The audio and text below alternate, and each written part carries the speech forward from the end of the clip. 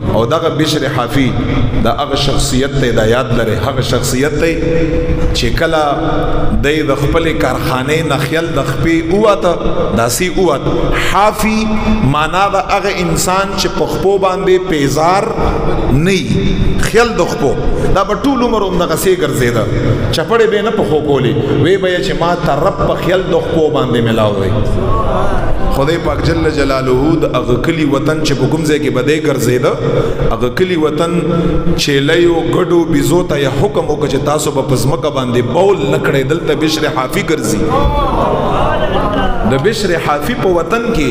چرته زناور پزمکه باندې غټي امتیازي وړي امتیازي نه لیکړي بهر بدله او دا د هغه علاقې هغه ټول خلق په دی باندې غو وجب سوا چرته زما محبوب ولی په هغه ګندګۍ باندې خبره نشي خپیا ګند نشي چرته بشر حافی په زمانہ کې زناورو د اوی په کلی کې غټ واړه بول پزمکه باندې نه لیکړي دا دغه اولیاء شان دی دغه اولیاء کرامات دي ډېر داسې خبرې زه خو برا شروع شم په سنګړو آیات باندې داغه واقعات او داغه احادیث او داغه آیاتونه